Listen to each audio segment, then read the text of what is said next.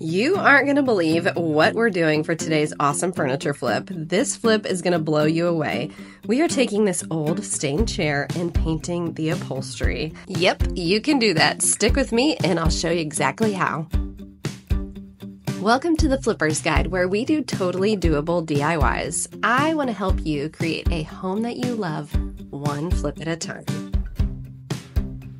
So let's get started. I went to Goodwill with my daughter and we found the ugliest chair.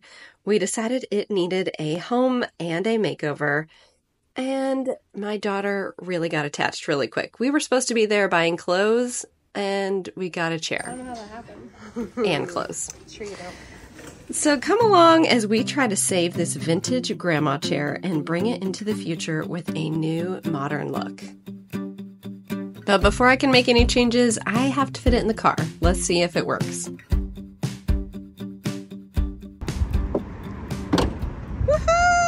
My daughter left her cowgirl hat in my car. See if she notices. Nice hat. You like it? Yeah. Oh, I put it on backwards the first time. Oh, look at you, cowgirl. Oh, it looks way better on you. It's fun. I love this hat. Okay, so I'm so excited about this chair. We are going to paint the material of the chair. I've done this before with a cotton texture or a cotton material, but this one has like a texture on it. So we will see how that goes. But that little chair was just like so sad. Yeah, it was sad. It was all alone, and I felt like it was like a little old grandma's at one point, and now it's time to make it something beautiful again. It is pretty dirty. There was a lot of hair on it, like dog hair, but it didn't smell. And it looks like it's cleanable. It didn't have big stains. It had one small stain on the seat, and it's rough in a few areas, but not so much that you can't cover it up. It looks like it should be in a fancy old home. It does. It looks like a mansion chair. A mansion chair? Yeah. A mansion chair. That's its name now. The mansion. I'm excited. Here we go. Oh, it's so pretty. Are you judging it? No! Do not put that in the trash. Once I got this chair past my husband and saved it, there were so many steps we needed to get through to give it the much-needed makeover she deserved. But as with all furniture, we need to start with prep. Prep is the key to the outcome that we are looking for. So I knew we had a long journey ahead of us, especially because this was so dirty. I knew that Beyond Paint, which is the paint I'm going to be using, was going to save it, but we had to clean it first. You know I need to clean that, right? So after I paint it, is this going to be your chair? Do you love this chair? Oh. My cute little ladybird head staked claim of the chair, but before we could do anything, we had to clean it.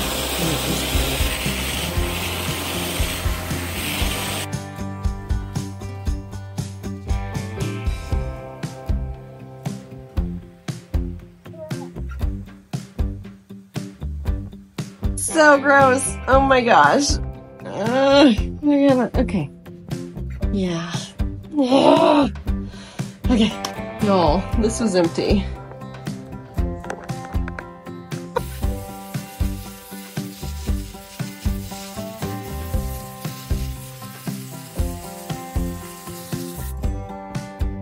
I got the top all cleaned up. It was looking good as new. Okay, maybe not as new, but it was looking much better. And now we're gonna do the bottom. But if you haven't subscribed to my channel, be sure and do that, because I love having you here and I can't wait to share even more furniture flips. Be sure and add any questions that you have below and let me know what you think. I got the space ready for paint, making sure it won't go on the walls, and got my paint ready. I'm using Beyond Paint and I'm so excited about it because it is a all-in-one paint that has no need for being prepped. It doesn't have to be sealed. I will be sealing it today, but it is heavy-duty paint that has amazing coverage. So I'm going to be using it a little bit differently than I would if I was painting wood, and I'll tell you all about it as we go.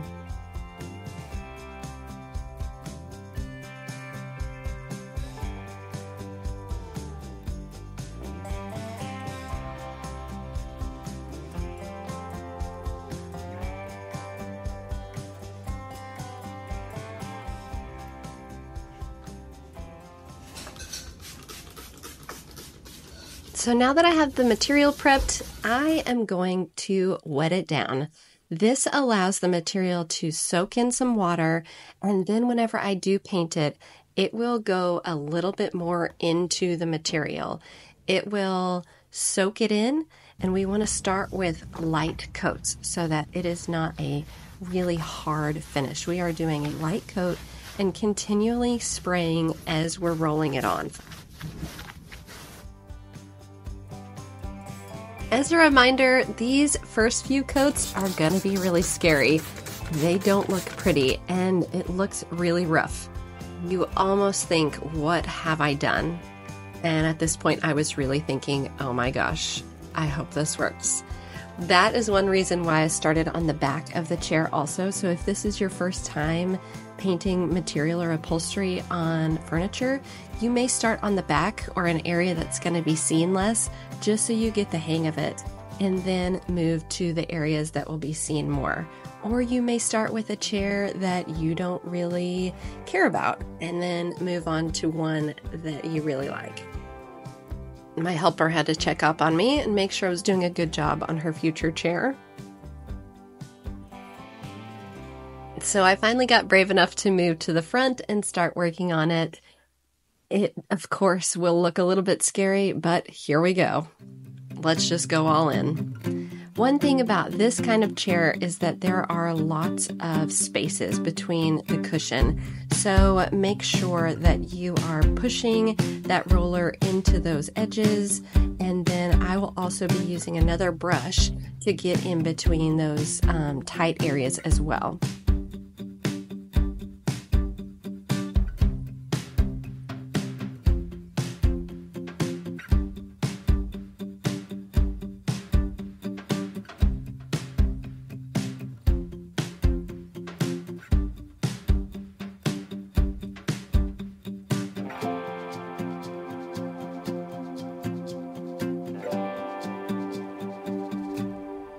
Here's the brush I was talking about. This is just a small chip brush that comes with the Beyond Paint package, and I'm just using that to blend into those areas and make sure that my paint blends even more whenever I have rolled on top of it. So that chip brush fits into those small crevices and really helps blend out that paint.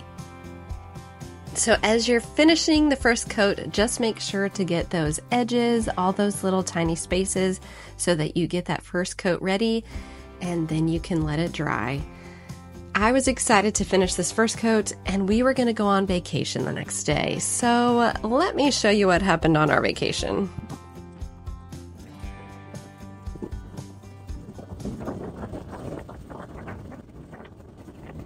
Unfortunately, we were going on a beach vacation, and Hurricane Beryl decided to show up while we were there. It was not supposed to hit where we were, but it ended up turning and hitting the exact spot where we were. So we survived our first hurricane, and we were fine.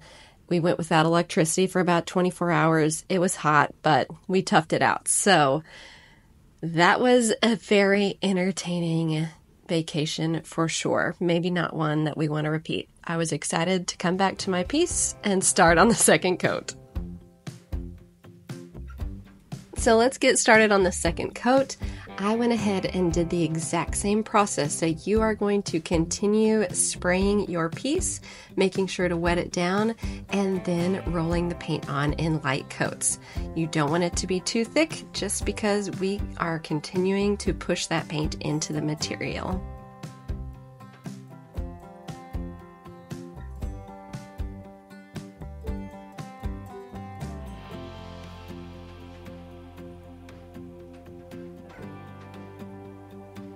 It's always amazing to me the difference between each coat. So look at how much that is changing the look of the chair. So this is just coat 2. We're going to do at least 3 coats, and we're going to continue getting those small areas and blending with the chip brush.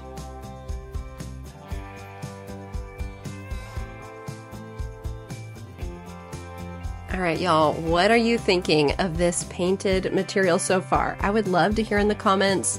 Do you like this color on it? I am loving this blue. It's called Nantucket, and it is just so pretty. I debated on going with a black or a white color, but I really love the blue-green color of this paint. So as you can see, the color of the paint changes as it's drying, and that allows me to know when I need to move on to sanding. Yes, we are going to sand this chair. So you can actually sand between the first and second coat if you'd like to, but I've found that waiting until after the second coat is just fine. So I am using a medium grit sandpaper, about a 220, between 220 and 400, to get the scratchiness off. If you make sure to get in all those little areas, you will have really smooth material. And wait till the end and I will show you a trick for getting it even more buttery smooth.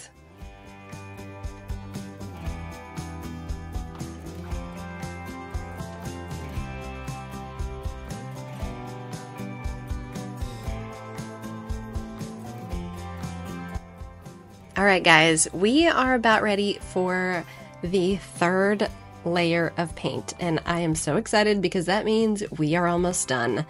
Of course, my helper has to come check on me and make sure I'm doing everything up to his standards. All right, let's get started on the third coat, and this is going to be my final coat. If you have a different piece that needs more coverage, you can always do extra coats. But as you can tell by this third coat, we are getting some really good coverage. I have a few little snags there I'm going to trim up, and then I'm starting to feel this material smoothing out. So I go ahead and do another round of sanding and make sure that all of it is feeling good. And realize that I want to do something with these legs. I'm not quite sure what. I try sanding them a little bit to see what it will look like. And it's time to take the tape off and see what's going on underneath here. Hopefully it blocked most of the paint. If not, we will do a little bit of sanding and take it off.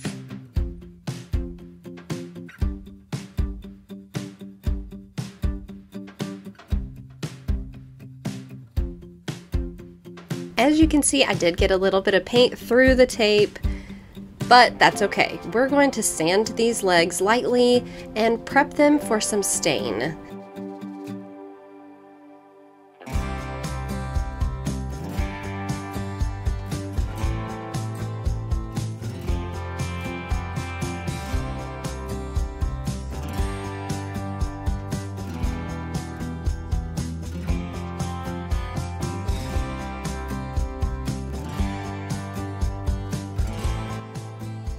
So I originally was hoping to be able to use a Restore Finish and just get a natural look on this wood, but there were too many deep scratches and need for more staining.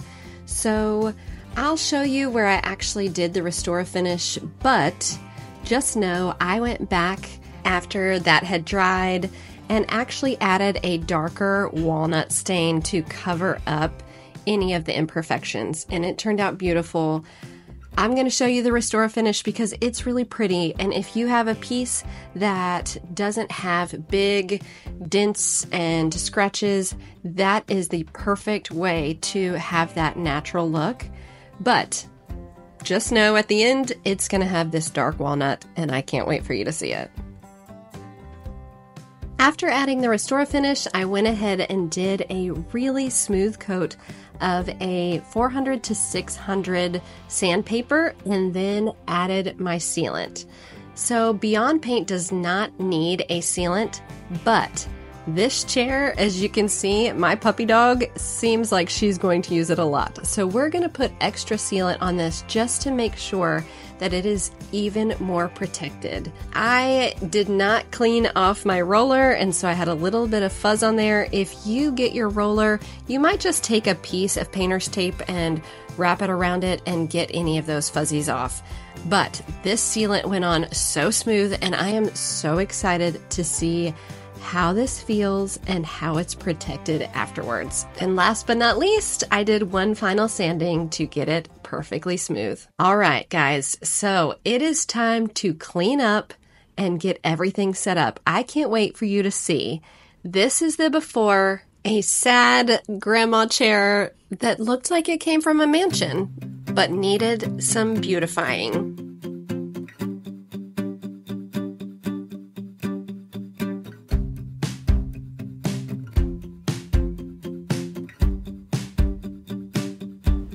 And here is the after. What do you think? I am in love with the contrast. I love this color, and I think I made the right choice on the dark walnut wood. What do you think? Let me know in the comments, and as always, thank you so much for being here with the Furniture Flippers Guide. I love hearing all of your comments, and of course, so do my helpers. If you have questions, be sure and add them below, and I'd love to answer. Please just remember, if I've got this, you've got this. And of course, Ladybird was very excited to be in her new chair.